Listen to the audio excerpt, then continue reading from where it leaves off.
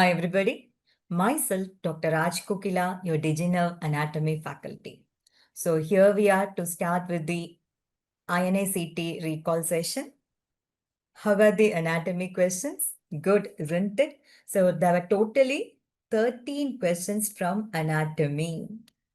And as you see here, those questions, they covered almost all the regions of anatomy: upper limb, lower limb, head and neck, neuroanatomy, histology, embryology. But there were no questions from thorax nor abdomen. And in histology, 4 images were given. Most of these questions were image-based questions, isn't it? Right?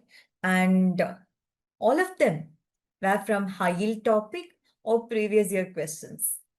And as I told you, so whenever you prepare for your exam, anatomy questions, make sure you see that they all have a set of images to revise with.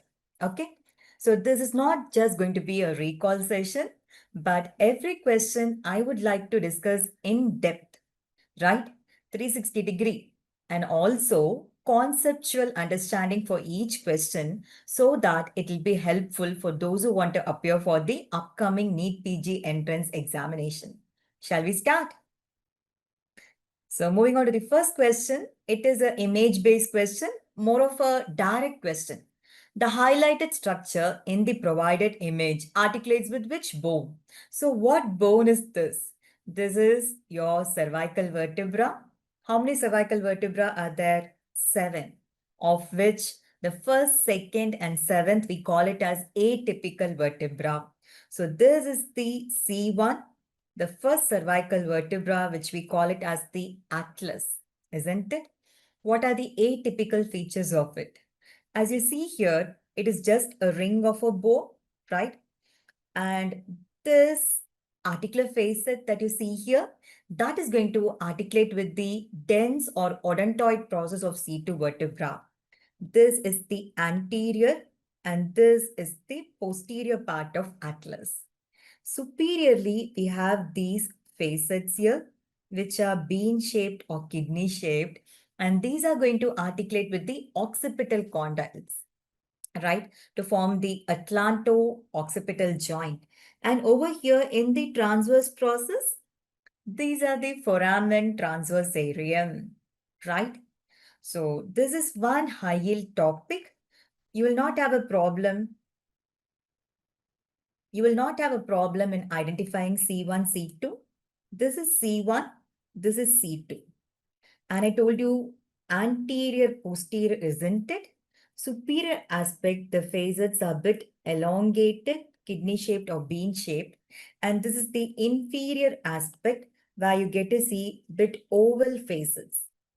These oval facets are going to sit over the superior facets over the, C2 vertebra to form the lateral atlantoaxial joint. And this is the odontoid process or the dens of C2. So when C1 and C2 articulate, you can see that they form, the median atlantoaxial joint, right? And the lateral atlantoaxial joint. The median atlantoaxial joint is typically a pivot joint that permits rotatory movements. Hence, it is also called the joints of No, right? The atlantoaxial, median atlantoaxial, permitting rotatory movements at the neck. In this image, if you can appreciate, this is C1, this is C2. This is occiput bone, right? So these are the condyles on the occipital bone that are going to articulate with the C1 vertebra, right? To form the atlanto-occipital joint. Remember, I told you this atlantoaxial joint is joints of No, right? Permitting rotatory movements being a pivot joint. Atlanto-occipital joint is an ellipsoid joint, right? It permits flexion, extension, and they are called the joints of yes. So this is an interesting way to remember the action of joints of yes and joints of no. Remember, the atlanto-occipital joints are joints of yes, right? Atlantoaxial joints of no. Another interesting question that was asked in INI-CET 2021 with the same atlas, okay? A, B, C, D was marked, and they was asking the third part of vertebral artery is related to. As I told you, it's again a PYQ, a high yield topic. So what you see here, this is the vertebral artery. It is called so because it's going to traverse the cervical vertebra, the foramen transversarium, the foramen in the transverse process of the cervical vertebra, arising from the first part of subclavian artery. The course of the vertebral artery can be divided into four parts. The first part that you see here, it lies in the neck, in the scaleniovertebral triangle, right? And the second part, so this is your C7 vertebra, okay? The second part of the vertebral artery, it passes through the foramen transversarium of C6 up to C1. Okay, this is second part of vertebral artery. The third part of the vertebral artery that you see here, okay, it overlies the posterior arch of atlas. And the fourth part passes through the foramen magnum to enter into the cranial cavity, right? So these are the four parts related to the course of the vertebral artery. Now, come on, tell me. So this is your atlas, undoubtedly, which is anterior, posterior. Can you see the facet here to receive the dents? So this is going to be anterior. This is posterior, right? So A is the anterior. So over here, A is the posterior arch of the atlas. B is the foramen transversarium. C is the facet. And D is the anterior arch. Now tell me, which part is the third part of vertebral artery related to? The third part of the vertebral artery is related to the posterior arch of atlas, whereas the second part of the vertebral artery traverses the foramen transversarium of C6 to C1. Okay, so this was a very tricky question. Yeah. I told you there are 7 cervical vertebra. The atypical one are C1, C2 and C7. The 7th cervical vertebra, the spinous process is quite long. We call it as the vertebra prominence, right? Yes, undoubtedly the answer for this question is occipital bone. So in this question, we have discussed all about atlas, axis, the joints, and also the course of vertebral artery. Hope it was useful. Yeah. Now let us move on to the next interesting question. Market structure separates which of the following? So what was the market structure in this question? Was this one. So what is this pointed structure? Let us study the image.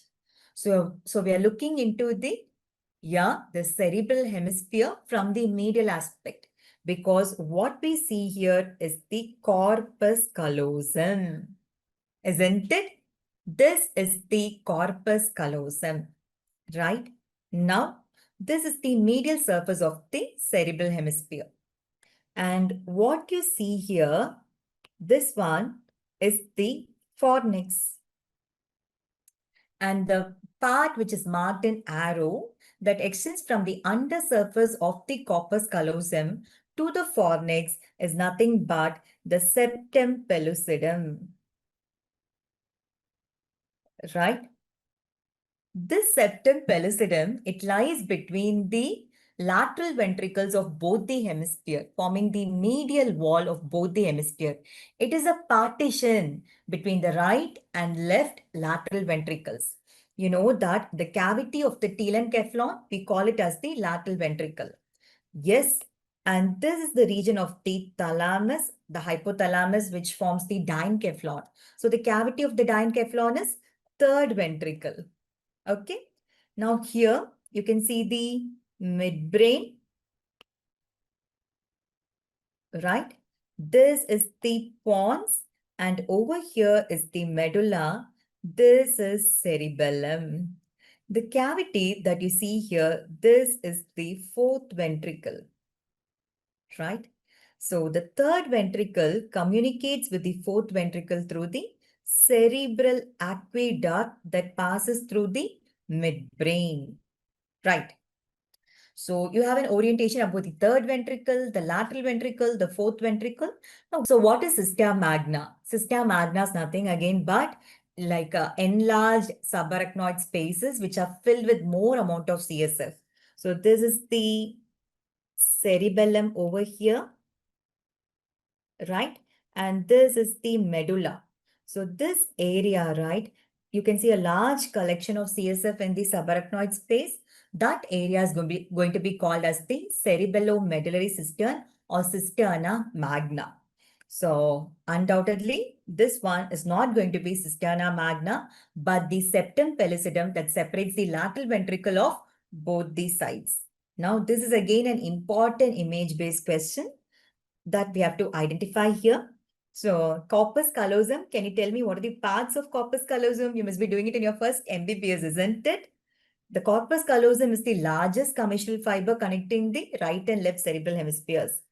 This bend that you see here is the genu of corpus callosum. This is the trunk or the body, and the posterior expanded part is called the splenium. This part is called the rostrum, right? And as I told you, this is the fornix, right? These are all again important topics when you prepare for your exam. This is the region of thalamus. Over here is the mammillary body, which is part of the hypothalamus.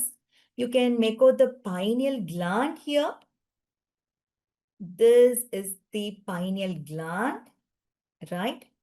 And this is the superior colliculus, inferior colliculus of the midbrain. The midbrain here, the crus cerebri part. This is the pons, right? And medulla. This is the region, as I told you, of third ventricle. And this is fourth ventricle. Okay. Now, this artery that you see here is the anterior cerebral artery, very closely related to the corpus callosum. Yes, what if they ask the same question in a different section? We can identify. So this is again coronal section of the brain. Can you identify the corpus callosum here? This again, this bundle of white matter that you see here is the corpus callosum. This is the fornix, right? Now, where is the septum pellucidum? Can you identify the septum pellucidum here? This midline structure. So this is the cavity of the lateral ventricle situated in the right and left cerebral hemispheres. And what you see here, this is the diencephalon region. The gray matter that you see here is the thalamus. So the cavity that you see here between the two thalami, that is the third ventricle. Can you also appreciate the lentiform nucleus here? Yeah. The outer putamen in inner globus pallidum. This is the caudate nucleus, the gray matter that you see here. This is again a very important image-based topic. Now, yes, you can tell me. This is going to be the corpus callosum, right? These are the columns of fornix. The septum pellucidum is here. The cavity of the lateral ventricle. Can you identify the caudate nucleus here, the gray matter? Right? So this is the thalamus. The cavity that you see here in between the thalami, this is the region of the third ventricle. Good. Now again here, this is the pons. This is medulla. It's one very nice image, okay? And this is the region of midbrain. Can you appreciate the substantia nigra here? This pigmented band of gray matter? This is the substantia nigra. If possible, you can appreciate the red nucleus also in this image. This is all the midbrain part, okay? And over here, this sort of, yeah, coiled structure, this is the hippocampus. So neuroanatomy, the questions will be usually basic one, but you should be, definitely know it. This was again a previous year question. Can you identify what is the structure pointed out here? Yes, that is the mammillary body. The fibers from the mammillary body, they project usually to the anterior nucleus of the thalamus, right? This was again a previous year question, previous NEET PG question. The structure that is not present in the floor of inferior horn of lateral ventricle. Okay, for past 2 to 3 years, they are concentrating on questions related to ventricles of brain. Yeah. So the lateral ventricle is the C-shaped structure that you get to see here. Its extension into the frontal lobe, it's called the anterior horn. Its extension into the occipital lobe, we call it as the posterior horn. And its extension inferiorly into the temporal lobe, we call it as the inferior horn. Okay. So what you see here, this is the main cavity, the trunk or the body of the lateral ventricle. This will be the anterior horn, posterior horn, and inferior horn. The boundaries of the anterior horn, anteriorly will be the genu. The floor is formed by the rostrum. The roof is going to be formed by this part of the corpus callosum. Medially, what will be the boundary? What is the one separating this ventricle from the other ventricle? The septum pellucidum. Laterally, you can see the bulging head of caudate nucleus, right? These are the boundaries of the anterior horn of the lateral ventricle. Coming to the boundaries of the central part, the body of the lateral ventricle, above by corpus callosum, right? The structures below, if you see from lateral to medial, you can make out the caudate nucleus here, right? This is the upper surface of the thalamus, and what you see here is the fornix. Right? Between the caudate nucleus and the thalamus, over the upper surface of the thalamus, we'll get to see the fibers coming from the amygdala, the stria terminalis, and the thalamostriate vein. Over here, the transverse section, this is again corpus callosum. This is corpus callosum, right? So the cavity that you see here, this is the posterior horn of the lateral ventricle, and this is the anterior horn of the lateral ventricle. Can you appreciate the caudate nucleus here, right? This is the thalamus. This is the lentiform nucleus. Now coming to the boundaries of the posterior horn of the lateral ventricle, this is the cavity of the posterior horn of the lateral ventricle. The roof, the lateral wall, and the floor is going to be formed by the fibers coming from the corpus callosum. From the splenium, from the main trunk, it's called the tapetum. Okay, the fibers from the corpus callosum. Okay, and outer to the tapetum, we have the optic radiation fibers forming the roof, the lateral wall, and the floor of the posterior horn of lateral ventricle. Okay. Now coming to the medial wall of the posterior horn of lateral ventricle. In the medial wall, there are two indentations you can see here. The upper one is produced by the fibers of forceps major, which come from the corpus callosum, right? These are the fibers called forceps major that come from the splenium of corpus callosum. That is what produces the upper indentation. And the lower one is produced by the calcarine sulcus, which is called the calcar aves. These are the boundaries of the posterior horn. Now, coming to the inferior horn of the lateral ventricle that was asked in the question. It has a roof and a floor. Okay, in the roof and the floor, there are two structures that you have to remember. Right? So, over the roof, we have the tail of the caudate nucleus medially. Lateral to that, we'll have the fibers of the tapetum. Okay. Similarly, in the floor, you can get to see the hippocampus. The hippocampus is medially. And just lateral to it, we can see the elevation produced by the collateral sulcus, called the collateral eminence. Right. So please remember, in the roof, there are two structures. Yeah, the tail of the caudate nucleus, and then lateral to it, we'll have the tapetum. In the floor, we have the hippocampus, medially and lateral part, the elevation produced by the collateral sulcus. Okay.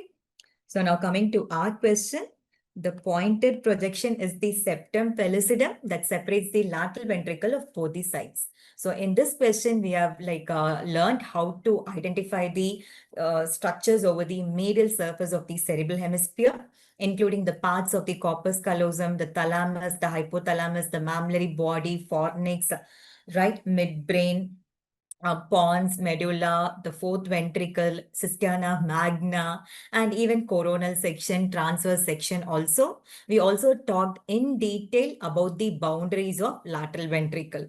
So hopefully that was a quick revision for you. Now moving on to the next question. Through which of the following foramina does the nerve supplying the muscle of mastication pass? So that was another easy question. And skull foramina are like very standard, right? Appearing every year, either in your INI-CET or NEET PG or both. So now come on, tell me, what is this nerve that supplies the muscles of mastication? The four muscles of mastication, masseter, temporalis, medial pterygoid, lateral pterygoid, are going to be innervated by mandibular nerve. So for this question, yes, you should be knowing what is the nerve that supplies the muscles of mastication. Once you figure that out, yes, you can move on to which foramen does it pass through. Yeah, the foramen ovale that transmits the male structures. The mandibular nerve, accessory meningeal artery, lesser petrosal nerve, and emissary vein. Now we have to identify that foramen ovale in this image, right? So come on, let's do that. Right. So what you see here in the cribriform plate of ethmoid, that is the, produced by the olfactory nerve rootlets related to the cribriform plate.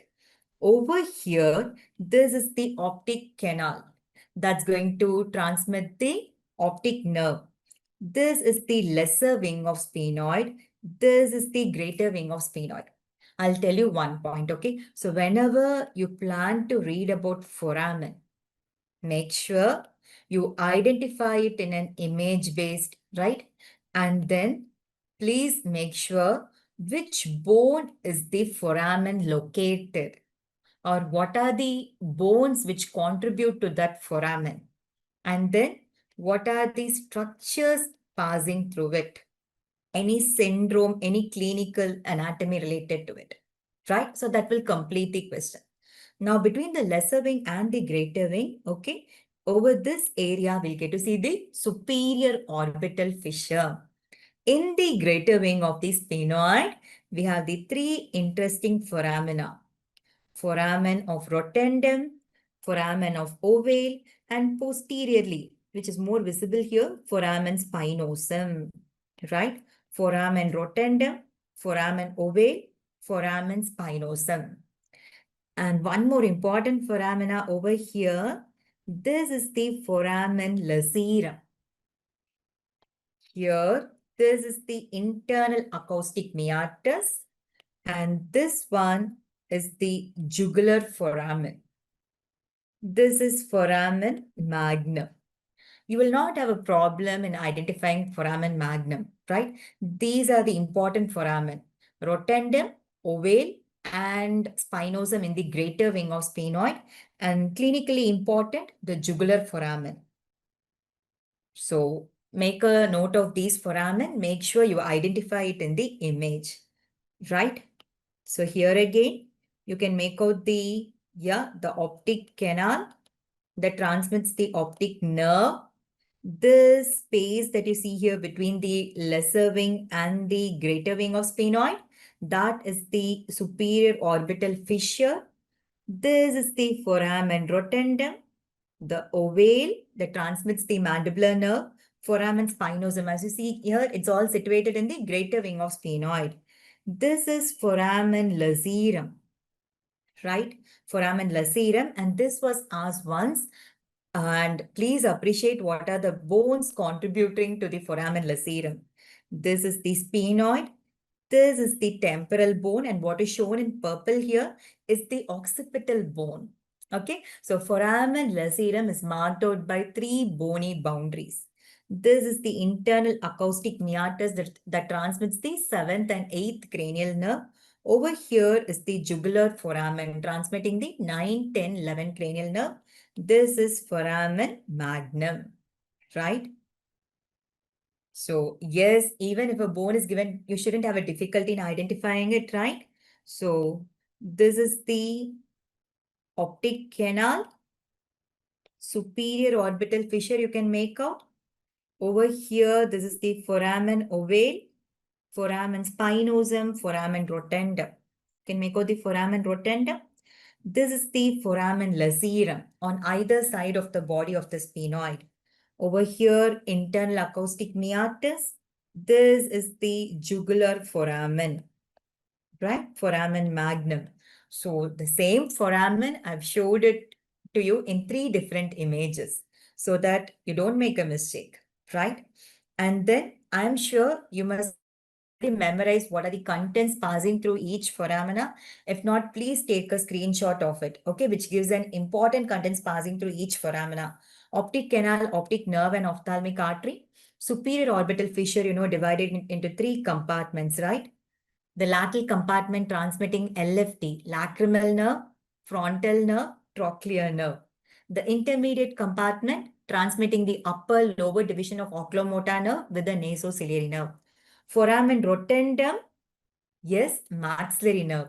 Ovale, the male structures, right? Foramen spinosum, middle meningeal artery, yeah, and the nervus spinosum. Foramen lacerum, actually it is closed by a membrane in the living. It doesn't transmit anything. Internal acoustic meatus, 7th and 8th nerve, right? Jugular foramen, again, very, very important. It transmits the 9, 10, 11th cranial nerve and a fracture base of the skull where the patient present with symptoms related to 9, 10, and 11th that goes by the name Wernicke syndrome, right? Yes, of course. Identification of cranial nerves in the skull, that is also very, very important. So over here, rootlets of the olfactory nerve. This is the optic nerve, right? Now, how to identify the other nerves? Again, conceptual understanding. I'll zoom a bit. What you see here is the dorsum sellae, okay? Just anterior to it, you should go for identification of the third nerve in the region of oculomotor trigone, okay? And here, this is the petrous bone and this is sphenoid. There's a ligament connecting the petrous and the sphenoid, petrosphenoid ligament, connecting it, converting it into a tunnel called the Doral's canal. And through it transmits the sixth cranial nerve. Okay, and here you can see this is the largest of the cranial nerve, the trigeminal nerve, dividing into ophthalmic division, maxillary division, and mandibular division. Okay, so you have seen the third nerve, the fifth nerve, sixth nerve. What about the fourth one? This is the fourth cranial nerve, the thinnest of all the cranial nerve, the trochlear nerve, right? And over the internal acoustic meatus, we have the seventh and eighth, and jugular foramen, I told you, right? 9, 10, and 11th cranial nerve. What you see here, these are the rootlets of the 12th cranial nerve. This is the spinal accessory that reaches the cranial cavity through the foramen magnum and joins the cranial accessory in the jugular foramen. Is that fine?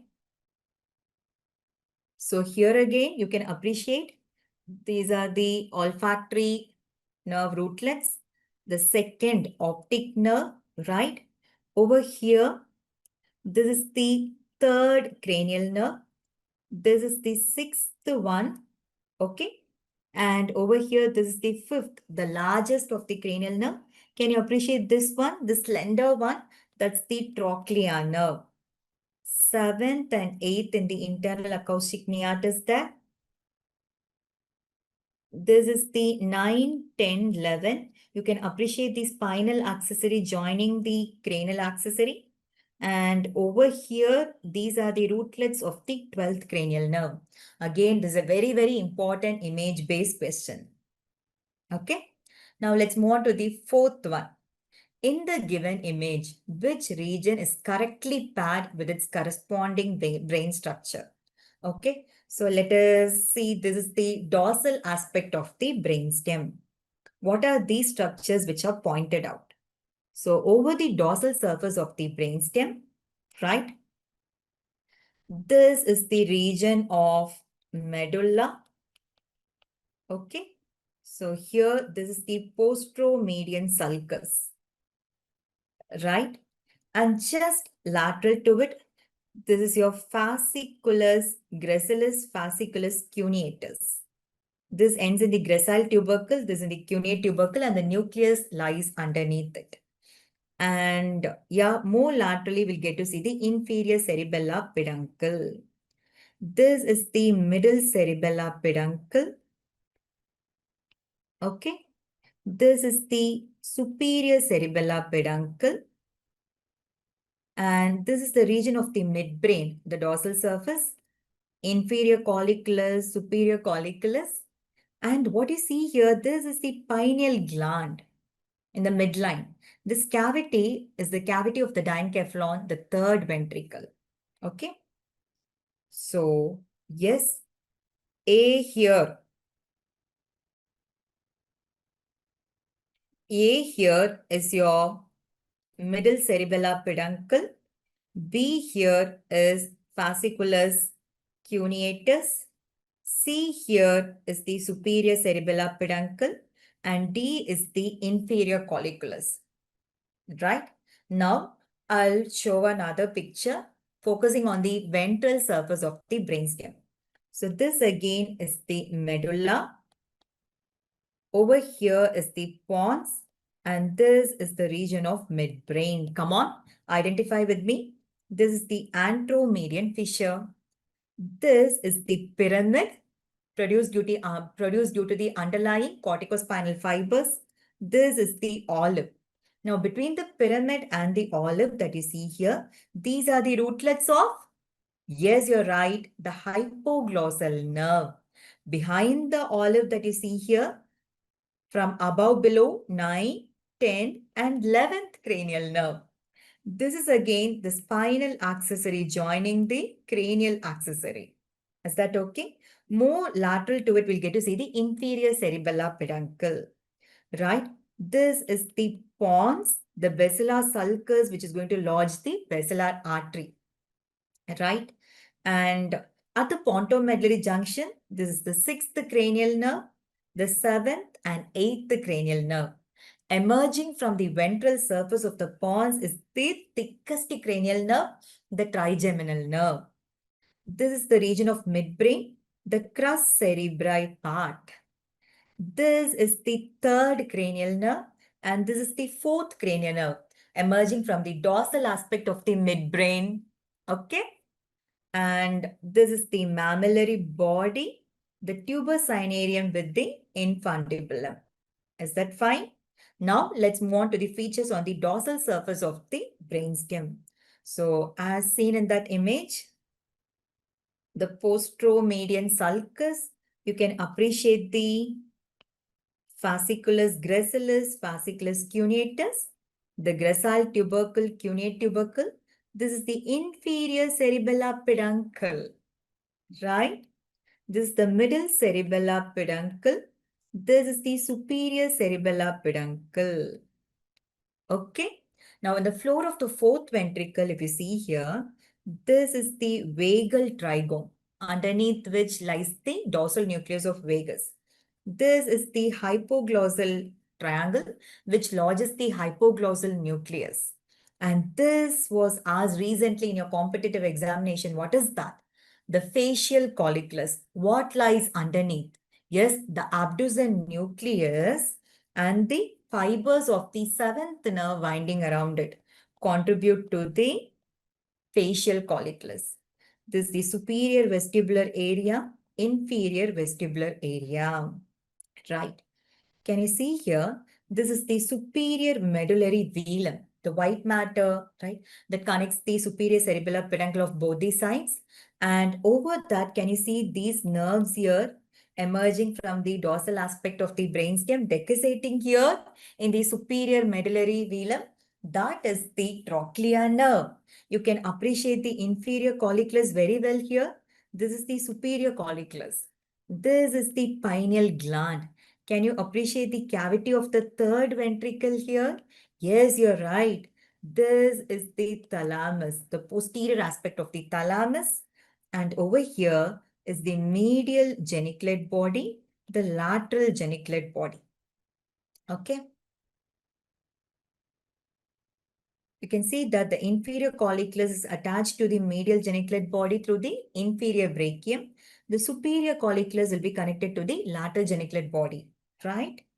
So these are the structures which are present on the dorsal surface of the brainstem.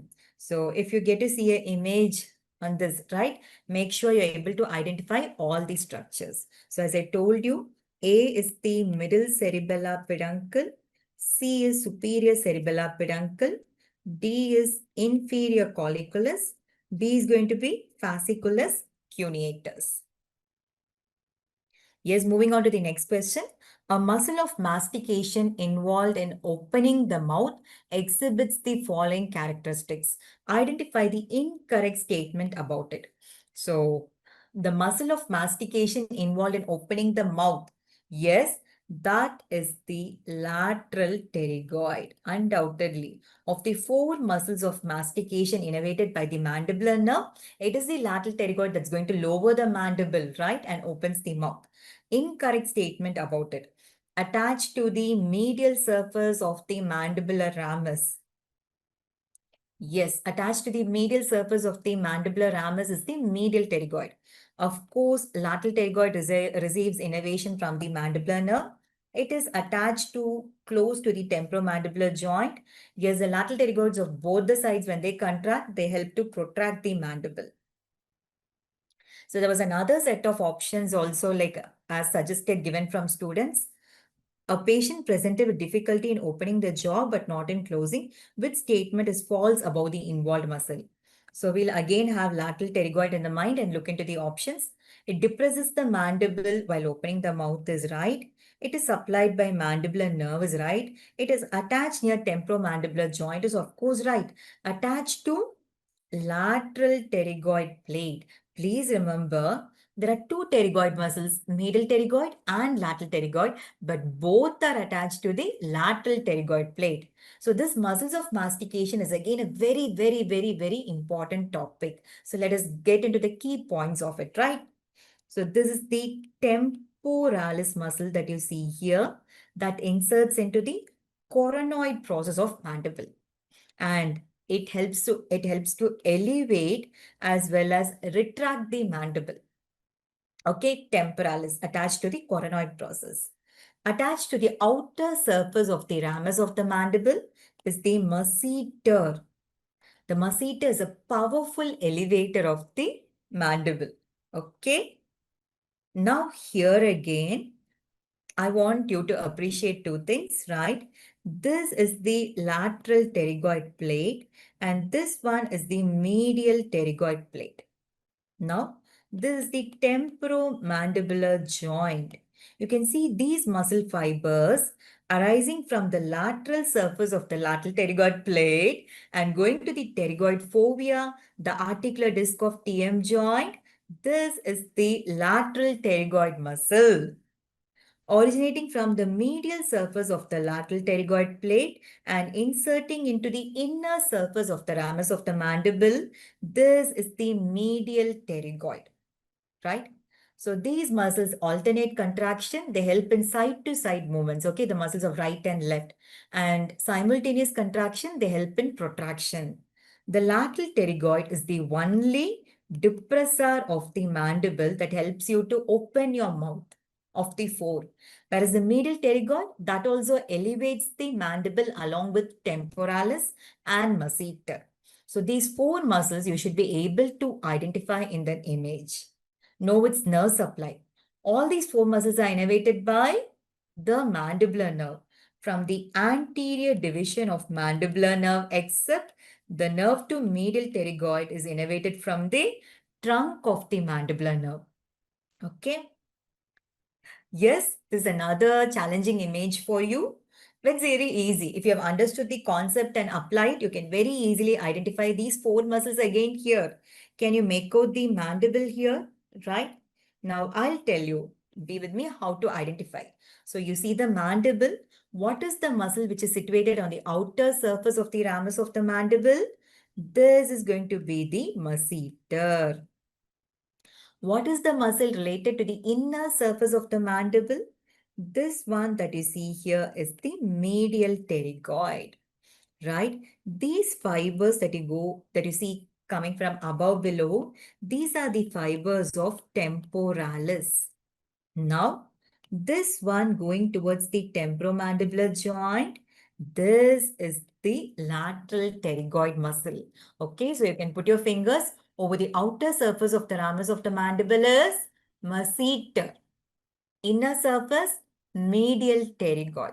Coming from above to the coronoid process of the mandible below, temporalis, right? And lateral pterygoid towards the temporomandibular joint. Is that fine? Yes, when you open, that was a case scenario asked recently and also over the past few years. This is a very important topic. A student yawning in class post lunch session. He's not able to close his mouth. Okay. Real life scenario. Recently in the medias also there was a similar scenario, right? Okay. So the muscle responsible here is spasm of the lateral pterygoid muscle that causes forward dislocation of the mandible, as you see here, the head of the mandible, responsible for this. Let's move on to the next question. Which of the following muscle is not typically associated with dysphagia or dysarthria? Okay, of the muscles mentioned here, genioglossus, stylopharyngeus, palatopharyngeus, pharyngeal constrictor will of course help in swallowing as well as articulation. The tensa veli palatini is a muscle of the soft palate. There was a controversy telling that all these muscles were marked in an image, a cadaveric image.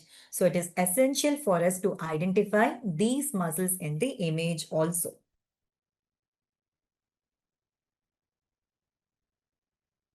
So you can see the tongue here. The bulk of the tongue is formed by the genioglossus muscle. Okay. You can see the soft palate here, right? Above, superior to the soft palate, this is going to be the levator veli palatini. Here is the tensa palatini. In the oropharynx region, we are supposed to see the tonsil here, right? Anteriorly, we have the palatoglossus, and these fibers going down has to be the palatopharyngeus. Okay, so these are the ones we can identify in this section. For better understanding, you can see the hard palate here. This is the soft palate, right? You can appreciate the palatoglossus. This is the palatopharyngeus. Over here, genioglossus, right? This is above, superior to the soft palate. You can see the levator veli palatini. And lateral to it, this is the tensa veli palatini that will contribute to the palatine upper neurosis, right? And these fibers fanning in the wall of the pharynx, that is the superior constrictor muscle. Same. This is again an important image, the constrictors of pharynx, right? And the structures passing between. All these are asked repeatedly. The same thing we are going to identify here, just it's a different image. If you have understood the concept, it's very easy to apply it here. So you can see the soft palate here. Okay. This is the auditory tube. This is the levator veli palatini, the tensa palatini muscle. Okay. Now over here, this is the palatopharyngeus muscle. What you see here is the pterygomandibular raphe. This is the superior constrictor and this is buccinator muscle. Okay. Now coming from the auditory tube going downwards, this is the salpingopharyngeus. This is palatopharyngeus. Now, can you appreciate here? This one is the stylopharyngeus muscle, right? So the tensor veli palatini is going to be innervated by the mandibular nerve. Levator veli palatini and the other muscles of soft palate, right? They are going to be innervated by the pharyngeal plexus contributed by the vagus nerve. So here again, just to show you the image of the muscles, this is the tensor veli palatini. Inner to it, levator veli palatini. This is the superior constrictor muscle, the buccinator, right? Here, this is your stylopharyngeus. This is middle constrictor. These are parts of the inferior constrictor, right? So if it was an image-based question, make sure you had identified it rightly. Moving on to another interesting question. Which of the following bones of the skull give passage to a nerve arising from the brain? So the discussion here went on telling that the nerve, which is considered to be a continuation of the brain, yes, is none other than the optic nerve. So which of these bones transmit the optic nerve? Come on, let us identify the bones first. Of course, this is the mandible. It transmits the branches of the mandibular nerve, the inferior alveolar nerve, and all the branches related to it. Okay. This is the maxilla. It transmits the infraorbital nerve, the branches of the maxillary nerve. This is the temporal bone, right? The petrous part, we have the internal acoustic meatus, right? Traversing the 7th and 8th nerve. The stylomastoid foramen again transmits the 7th nerve, isn't it? This is the sphenoid bone, right? The sphenoid bone, there are a lot of foramina in it. This is foramen rotundum, all that. But I'll show you another part of the sphenoid foramen here, sphenoid bone here. So this is the lesser wing of sphenoid, and this is the greater wing of sphenoid. The lesser wing of the sphenoid is attached to the body of the sphenoid by two roots. And this is the optic canal that transmits the optic nerve. So the best option here will be the sphenoid bone. Okay. So here also you can appreciate the optic canal in the between the two roots of the lesser wing of sphenoid. So recently also they've been asking a lot of identification of the bone or parts of the bone. Yes, in NEET PG 2022, this was asked. What is this bone? One of your ear ossicles? Yeah, you can make out the long process and the short process. This is the incus. Can you appreciate? This is the malleus, this is the incus, and this is the stapes. The joint between malleus and incus is, yeah, saddle type of synovial joint. The one between the incus and the stapes is ball and socket type of synovial joint. Is that fine? Yeah, come on. Let's quiz out a few bones, okay? Identification of few bones. Can you tell me what bone is this? Yeah, looks like a V, right? Yeah, you're right. This is the omer. Omer contributing to the nasal septum, posterior-inferior part. Of course, you know, this one like a bat with the lesser wing, the greater wing, the body, and the pterygoid plate is the sphenoid. What is this bone? Any idea? It looks like an inverted threshold, right? This is the ethmoid bone. The crista galli, the cribriform plate of the ethmoid, the labyrinth, the perpendicular plate of the ethmoid, right? This is the ethmoid bone. And this one shaped like a L, it is the palatine bone. Okay, just for out of interest. So hope you got it right.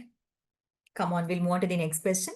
In the illustrated image, which of the following structures is not associated with the area marked by the arrow? So this is a picture of a hip bone and the pointed structure is very easy to identify. Ischial spine. So very beginning from the first MBBS, we have been talking about the pin structures. But hope you remember what does the PIN stand for. P stands for the pudendal nerve, I for the internal pudendal vessels, N for the nerve to obturata internus. Okay. Of course, the ischio-coccygeus is going to originate from it. So undoubtedly that will be that. The internal pudendal vessels, pudendal nerve. So this is the one. The tendon of obturata externus is not related to the ischial spine. Okay, can you see here? This is the pudendal nerve, the internal pudendal vessels and nerve to obturata internus, traversing the dorsal aspect of the ischial spine. Okay. So here again, very, very high yield topic that you see, whatever you see in the gluteal region. Where is the tendon of obturata internus here? Any idea? So what is cut and reflected here? This is the gluteus maximus. This is the gluteus medius. Overlying it is the gluteal upper neurosis. This is the gluteus minimus. And this is tensa fascia lata, the key muscle of the gluteal region. This is the piriformis. Okay. Now here, this is the tendon of obturata internus. Above it, what we see here is the superior gemelli and below is the inferior gemelli. What do you mean by the term gemelli? It is twins. Okay. And this is quadratus femoris. This nerve that you see here, innervating the gluteus maximus, is the inferior gluteal nerve. And this is the superior gluteal nerve innervating the gluteus medius, minimus, and tensa fascia lata, which are considered to be abductors and medial rotators of the hip joint. Okay, this you can make it out clearly here. So this is minimus, medius, and the tensa fascia lata. This is your superior gluteal nerve. So what is the high yield topic related to this discussion? Yes, the Trendelenburg gate. So when one foot is on the ground and the other foot is lifted off the ground, what happens? The unsupported side, the pelvis has a tendency to sink down, sag down, but that is prevented by the contraction of the gluteus medius, minimus, and tensa fascia lata of the opposite side. So when my left foot is off the ground, what happens? Yeah, the left pelvis is prevented from sinking down by the contraction of the right side gluteus medius, minimus, and tensa fascia lata, which are innervated by the right superior gluteal nerve. So if there's going to be an injury to the right superior gluteal nerve, that will lead to paralysis of the gluteus medius, minimus, and tensa fascia lata on the right side. Okay, but there'll be tilting of the pelvis on the left side when the left foot is off the ground. This is called as Trendelenburg gait. Okay, that's why again an important topic, high yield topic in the lower limb region. So we have discussed this. We'll move on to the next question. That's again the hip bone. The muscle that contributes to both hip and knee extension originates from which of the following structures? So here it is going to be iliac crest. So this is hip bone. This is ilium, right? This is pubis. This is ischium. Now tell me whether this is the anterior surface or the dorsal surface. The dorsal surface, you get to see the acetabulum here, right? So what you see here is actually the gluteal surface of ilium. Okay. And this is again the ischial spine. This is the ischial tuberosity. So, okay with the identification because some of them are talking about iliac fossa. If this is the view given, the dorsal view of the hip bone, then we won't call it as iliac fossa because we know very well that from the iliac fossa, we have the origin of the iliacus muscle. What is shown here is the gluteal surface of the ilium, giving origin to the gluteal muscles. Okay. Now, coming to the question, tell me, what are the muscles which cause extension of the hip joint? Yes, the extension of the hip joint is produced by gluteus maximus and yes, the hamstrings. So when you just stand simply or when you walk, the hip is kept straight extended by the contraction of the hamstring. Okay. But yes, when you jog, run, or when you climb these stairs, right? The extension of the hip is mainly by the gluteus maximus. Now come on. What are the extensors of the knee joint? The extensors of the knee joint are mainly the muscles that lie in the front of the thigh. Yeah, the quadriceps. The quadriceps femoris is the main extensor of the knee joint. Is there anything else that is assisting knee joint extension? Of course, we have the thickening of the deep fascia of the thigh, the iliotibial tract that, yes, receives the insertion of two muscles, tensa fascia lata and gluteus maximus. Now I'll get back to the question. The muscle that contributes to both hip and knee extension. So what is the muscle that is common to both knee and hip extension? Gluteus maximus, right? And please remember that gluteus maximus is going to originate from the gluteal surface of the ilium. So that will be the best option to go with. Okay. So this will be the right choice. Whatever labeling it is given, A, B, C, or D, okay? We'll have it as A, B, C, D. The gluteus maximus, remember, it is a extensor of the hip joint, and through the iliotibial tract, it maintains the extended position of the knee joint. That was an interesting question. So you can identify the quadriceps femoris here, right? The rectus femoris, the vastus medialis, vastus lateralis. This is the tensa fascia lata. Here again, this is the gluteus maximus. You can also appreciate the tensa fascia lata, right? Now moving on to the next question. Match the following embryonic aortic arches with their respective adult derivatives. Okay, the pharyngeal arch arteries. This year they've asked only one question in embryology, and that is also from the pharyngeal arch artery derivatives, which have been a very high-yield topic and PYQ session, right? So we know there are 6 arch arteries, okay, of which the first, second, and the fifth will disappear. But the remnants of the first will form the maxillary artery. The second will give rise to the hyoid and stapedial artery. What about the third one? The third one will give rise to the common carotid artery, external carotid artery, internal carotid artery.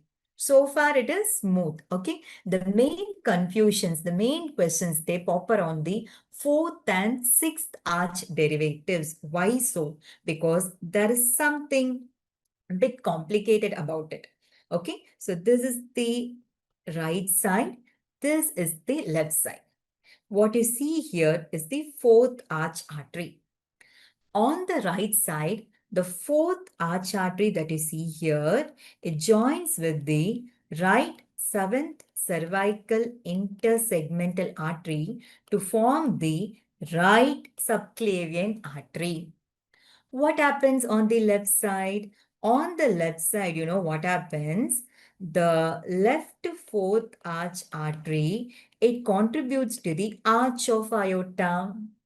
Then, where does the left subclavian artery come from? It comes from the left seventh cervical intersegmental artery. Now understood the confusion? Okay. So the right subclavian artery origin has two sources, from the right fourth arch artery and the seventh cervical intersegmental artery. What happens on the left side? The left fourth arch artery will give rise to arch of aorta only. Left subclavian artery is derived from the exclusively from the seventh cervical intersegmental artery on the left side. Now, what about the sixth arch artery? The sixth arch artery will give rise the artery to the lung bud. That's the pulmonary artery. And this area, the communication with the dorsal aorta on the right side will disappear. On the left side, it is present as ductus arteriosus. So most of the questions, they revolve around the fourth and sixth arch arteries. Okay, this was a previous year question. So what is a congenital anomaly you see here? The patent ductus arteriosus. So which artery is in problem here? Yes, you're right. The sixth arch artery. Here, appreciate this one. This is the arch of aorta. Can you see three branches from it? Yeah. So these are the left and right, you see the left subclavian artery, you see the left common carotid artery, okay? And in addition, can you appreciate the right subclavian artery coming distal to the origin of left subclavian artery? Okay, this is called as the aberrant origin of the right subclavian artery. And the problem here is because of the right fourth arch disappearance. Okay, what is this? Yeah, you get to see the double aortic arch. What is the problem here? The dorsal aorta on the right side usually disappears. If it persists, it can lead to a double aortic arch. Okay. So first arch is maxillary artery. Okay. And second arch will be hyoid and scapedial artery. Third arch is common carotid artery. And the fourth arch on the right side, right subclavian artery. Hope you got it right. This was another easy question from the case scenario as well as X-ray. We can easily interpret the result. 26-year-old female fall on outstretched hand, and on examination, the arm was slightly abducted, externally rotated. It is of course you can see the head of humerus out of position, and that's the anterior dislocation of the shoulder. Yes. So in your upcoming NEET PG also, this is again a high yield topic. Which nerve do you expect to get injured in anterior dislocation of shoulder? Come on. Yes, it is the axillary nerve. Okay. Yeah. And the nerves related to humerus is again an important topic. The axillary nerve is related to the posterior surface of the neck, surgical neck of humerus. The radial nerve is involved in mid-shaft fracture because it traverses the spiral groove. Axillary nerve is involved in fracture of the surgical neck. Fracture of the medial epicondyle can injure the ulnar nerve traversing behind it. And supracondylar fracture, yes, can injure the median nerve as well as the brachial artery. Nerve injuries in upper limb, it's a very, very important question. So axillary nerve injury, yes, the two muscles, teres minor and deltoid is paralyzed. Okay, so the round contour caused by the deltoid is absent. Again, the upper lateral cutaneous nerve of arm, branch of axillary nerve is injured. So there's loss of sensation over the upper lateral part of the arm. This goes by the name regimental badge of anesthesia. Is that okay? Yes. Fracture of the shaft of the humerus, injury to the radial nerve is going to present with wrist drop, thumb drop, finger drop. In radial nerve injury, please remember the distal interphalangeal joint and proximal interphalangeal joint extension is not affected because that is controlled by the lumbricals. Extension of the interphalangeal joints is not affected. Yes, because that is under the control of the lumbricals. First and second are innervated by the median nerve. third and fourth lumbrical are innervated by the ulnar nerve. Let's move on to the 12th question. Again, a nerve injury question. Whatever competitive exam you prepare, when you revise upper limb, put more concentration, attention to the nerve injury part, right? So here, 17-year-old boy had a fall, sustained supracondylar fracture of humerus, loss of sensation over lateral 3.5 fingers, abnormal okay sign. The nerve injured is? Yes, median nerve. So what are the features of median nerve injury? Again, a very high yield topic. This you called as the hand of benediction. Why? What happens? Not able to flex the distal phalanx of the thumb, the index finger, middle finger. Right? The flexor digitorum profundus tendon inserts into the distal phalanx of the index finger, middle finger. Flexor pollicis longus inserts into the distal phalanx of the thumb, not able to flex it. The other ring finger, little finger, you are able to bend it. Hand of benediction.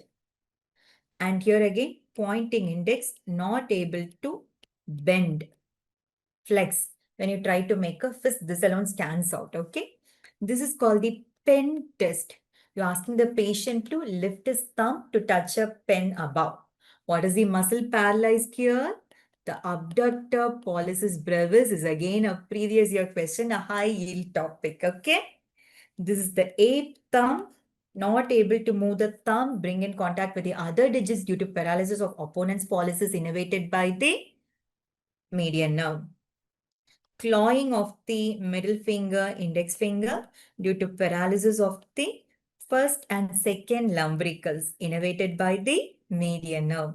This is the okay sign. You're able to, yes, bend the distal phalanx of the thumb, the distal phalanx of the index finger, right? And you're able to make a perfect O, which means that your anterior interosseous nerve is okay because the flexor digitorum profundus to the middle finger, index finger, and the flexor pollicis longus to the distal phalanx of the thumb, they are innervated by the anterior interosseous nerve. That is the branch of the median nerve. So in median nerve injury to the anterior interosseous nerve, you're not able to make a perfect toe. It comes like this. Okay. And again, this is also previous year question, high yield topic. I'm sure. What are these tests?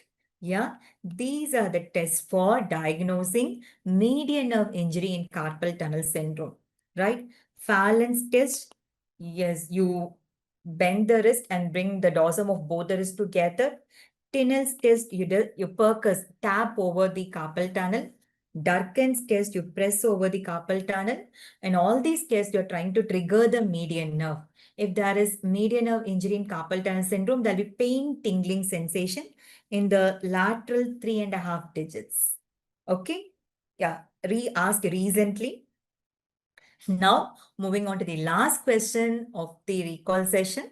Which of the following histology image is not an endocrine structure? As I told you, they have tried to give 4 images in this one question, isn't it? Okay. So the easier one here is this one, where you get to see colloid-filled follicles. This is image of the thyroid gland. And here you can see darkly stained cells, the chief cells, okay, and lot of adipose tissue. This is the histological image of parathyroid. And here you see a capsule and then cells which appear like difference in staining and running from outer to inner, like, right? This is the image of the suprarenal gland, adrenal gland. And here you get to see a lot of glands, acini, which are very dark stained. This is the parotid gland. So let us see the question again. Not having an endocrine function is the parotid. Okay, some students told that, okay, it was these images given. Try to figure it out. What is this? What is this A? So you can see a lot of follicles here. There's the ovary, right? The ovarian follicles. Slide of ovary. This is the cross section of the seminiferous tubules. Testis, This again, the colloid-filled follicles, image of the thyroid gland, and this is the uterus. Okay, so here the question again, which do not have an endocrine function. So ovary, testes, and thyroid, they all have a secretory endocrine function, not the uterus. Okay, so this was a previous year question. Identify the pointed structure. Here again, one which is frequently asked is the pancreas. You should be able to identify. The pancreas, the exocrine part will look more like asinine, right? Similar to the parotid gland. Whereas the islets of Langerhans, you can see, it's like just clumps of cells. I'll repeat it again. It is just clumps of cells which are pale looking and scattered here and there amidst the dark staining asana. So another glandular part is like where you get to see a lot of serous acini. This is the parotid gland. Okay, A. B and C, you get to see mixture of both dark staining serous acini and pale staining mucous acini, but B, lot more serous acini. So that will be submandibular, mixed submandibular salivary gland. If there's going to be lot more mucous acini, that will be sublingual salivary gland, right? So we'll wind up this session. As I've told you, 13 questions from anatomy covering all the regions except thorax and abdomen. Most of them were image-based questions. Head and neck had a lot more questions. So anatomy, the questions are very standard. Yes. So if you're prepared properly, it would have saved a lot of time for you. I hope this session was useful. Thank you.